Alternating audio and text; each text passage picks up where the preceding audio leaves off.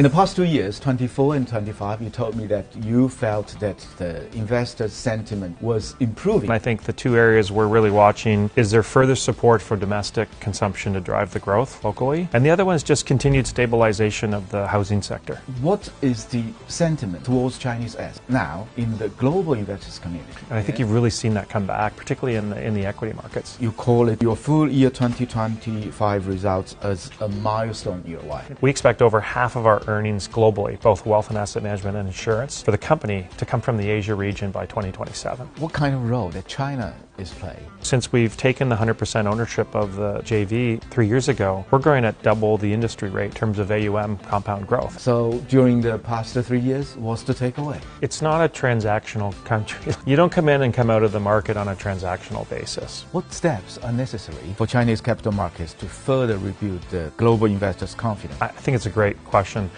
I would say there's 4 things.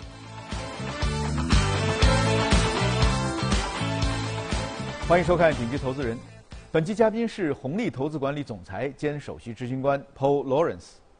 红利金融来自加拿大，是一家历史超过130年的国际金融服务集团，业务覆盖全球20多个国家和市场。红利金融旗下的全球资产管理业务都归于红利投资管理的企业品牌之下。值得一提的是，这是 Paul 连续第3年做客第一财经的演播室。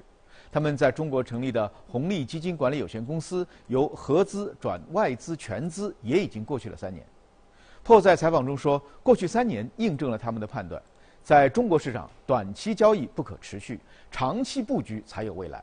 持续投入、信任监管、赋能本地，是他们这3年来最核心的收获。Thank you, Paul. Thank you very much for your time to do this. Yeah, thanks for having me, Evan. You've been joining me in this studio for 3 years in a row. Very welcome. In the past 2 years, 24 and 25, you told me that you felt that the investor sentiment was improving. And you are right, we saw the solid market performance. So how about this year? I think, you are seeing it start to improve, and I met with the team yesterday, and we're seeing that come through the results of the business as well. I think you've also seen, in the first quarter, you've seen the growth been supported by trade, by industrials. I think the big question is it sustainable or not? Is the growth sustainable? And I think the 2 areas we're really watching is there further support for domestic consumption to drive the growth locally? And the other one is just continued stabilization of the housing sector, right? That seems to be moving in the right direction, but that's something I think investors are watching closely. You mean the domestic investors? Yes. Generally, what is the sentiment towards Chinese assets now in the global investors community? Well, I think from a global perspective, and again, this is the lens we look at, the opportunity for growth in China in particular, the long-term prospects hasn't changed. It's a massive pool. You're seeing accumulation of wealth in the mid-market. You're seeing investors get more sophisticated. You're seeing non-financial assets rise faster than financial assets. And that's a good thing. I think the other thing, too, is from last time I was here, a lot of the investors, markets were struggling a little bit, property values were down, and so they didn't have the confidence to really put money to work. And I think you've really seen that come back, particularly in the equity markets. The conflict in the Middle East has not settled yet, but the global market, especially the United States, reached new high over and over. Do you think the market today is a little bit complacent, which means underestimating the risks? I think there's some truth to that in your comment, in that you are seeing markets at high, but we don't have clarity yet. I think the reason you're seeing the highs is that markets are expecting clarity, and they're expecting it to resolve itself relatively quickly. So I think investors have almost come to accept the volatility, but they're betting that their clarity is coming. Even in our base case and outlook, our base case is that this will resolve itself, likely by early May and continue on. As we look at the outlook, we have 3 different scenarios. That's the most likely here, is that it does resolve itself.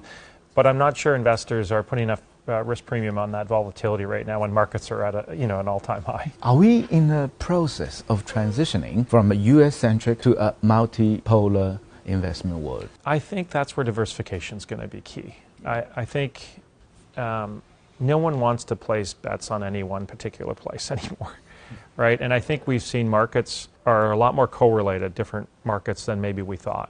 And so trying to really understand, how do you get the diversification you want as an investor at a portfolio level, to try and really minimize the risk of this, because you are seeing those disruptions. And so I do think it has driven investors more broadly to really drive as much diversification in their portfolios as they can to try and minimize that risk. You call it your full year 2025 results as a milestone year. Why? Well, we had a record year for the wealth and asset management business. And a lot of that just speaks to the growth we're seeing in the business. And, we were chatting earlier, I mentioned that we expect over half of our earnings globally, both wealth and asset management and insurance, for the company to come from the Asia region by 2027. And so the prospects for growth here continue. We've had on the wealth side 15 consecutive years of positive inflows into the wealth and asset management franchise in Asia. And when you see that as someone running the business, you're looking for opportunities to put more capital at work in those areas where there's growth. What kind of role that China is playing? Your China business? Yeah, so China to us is absolutely critical for our long-term success. It's one of the, we call it one of the mega markets. Requires patience and long-term approach to it. Yeah.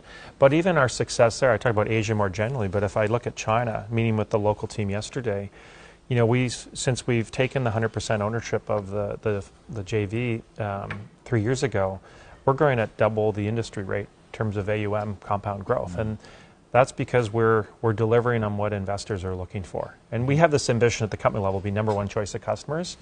And it's really the local teams to figure out what are customers looking for and how do we meet that. So we're quite excited about it.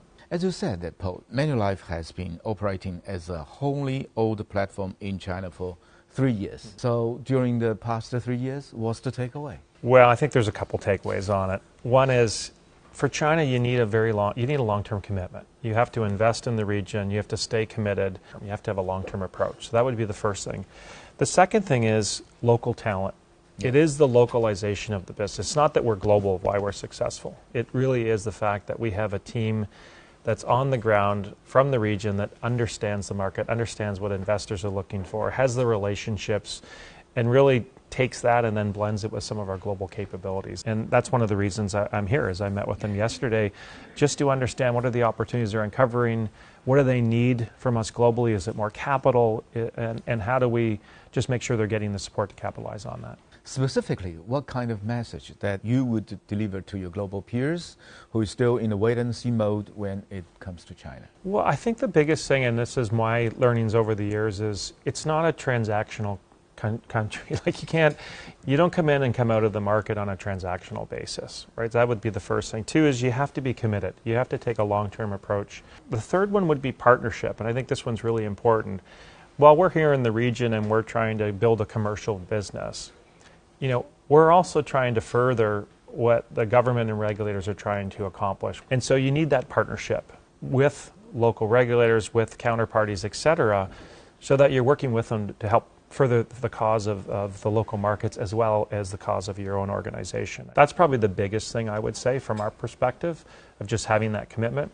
And then the last one is just having the relationships with the regulators when you're here, so that you have a sense of clarity of where it's going, and you can also provide input as someone who's coming into the market and not here locally with the team, really relying on that local expertise and commitment to see what do we need to do to really be successful here. What steps are necessary for Chinese capital markets to further rebuild the global investors' confidence and see a sustained return of the capital? So, many international investors towards China still in a wait-and-see mode. Yeah, I think it's a great question. I would say there's 4 things. One is clarity of direction. I think foreign investors just want clarity, and I think that's where, whether it's the 15th five-year plan, just having a sense for where things are going are really important. The second one would be the framework and infrastructure around the capital markets themselves. And what I mean by that is confidence in the system, right? Whether it's transparency of financial statements or things that gives investors confidence that they want to come into the market. The third one is just that the underlying growth of the market is there. So we talked about it is the fundamentals of the local economy and everything, is it enough to keep the momentum building from a growth perspective? And then the fourth one, which is a little nuanced, but where there are gaps, is looking in, I think that's where regulators can really bridge that, is getting the insights of where do they plan to go, where the market's going, because trying to get that understanding also gives confidence, you know, of where it's going to go if you're thinking of coming in as a foreign investor. And that's part of what I do when I'm here. I'm not just meeting with the team. I'm meeting with, you know, local customers, intermediaries, some of the regulators, just get a sense for what they're thinking, how we can help. Thank you, Paul. Thank you very much. Great. Thanks for having me on. It's great to be here again.